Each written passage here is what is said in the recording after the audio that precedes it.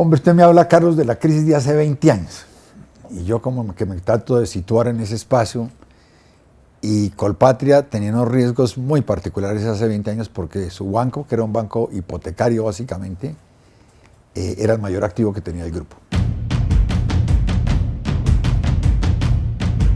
La caída en la propiedad raíz en Colombia fue impresionante. Este banco era 70% hipotecas.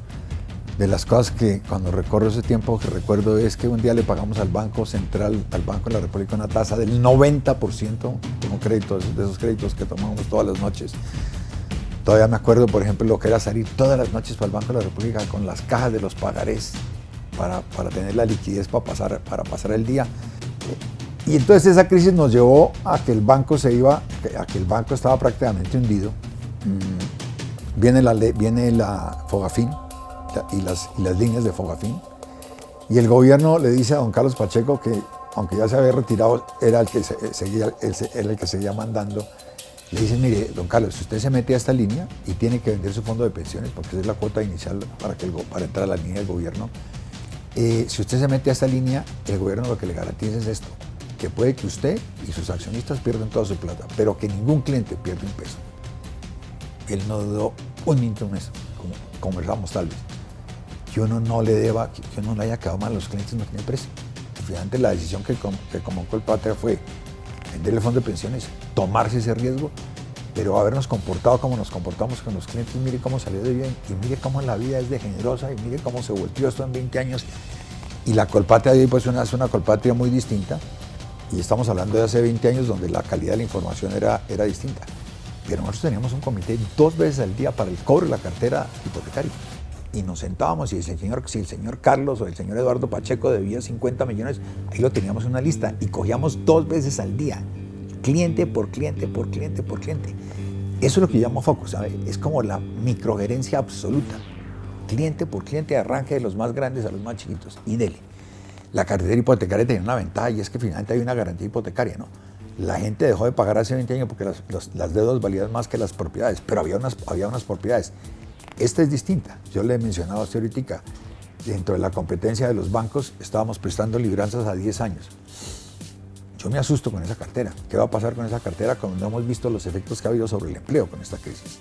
Porque yo creo que esta crisis puede ser hasta peor que la otra. Entonces decíamos, me acuerdo que sacamos una circular que decía, no necesitamos a nadie inteligente en esta compañía.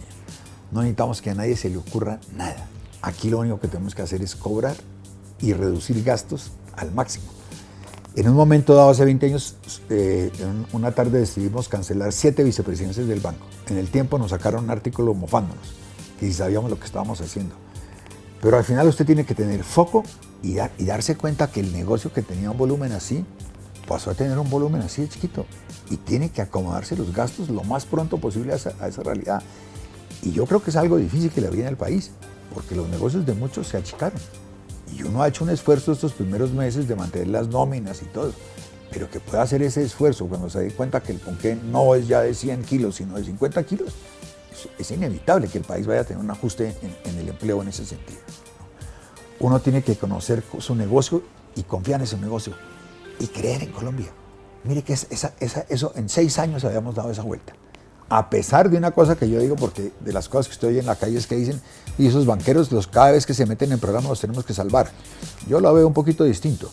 La plata que le prestaron a Colpatria hace 20 años, no fue que el gobierno nos prestara la plata. El gobierno utilizó la plata que estaba en Fogafín, la plata que los bancos ponemos todos los meses, precisamente para cuando pasan esas coyunturas.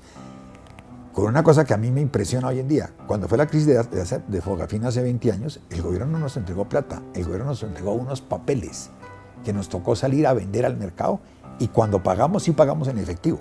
A pesar de ese desbalance de negocio que no creo que existiera hoy en día, el país dio la vuelta, el mundo dio la vuelta, y si uno tiene confianza, mire, en 6 años habíamos hecho la vuelta, y va a volver a pasar algo parecido ahorita.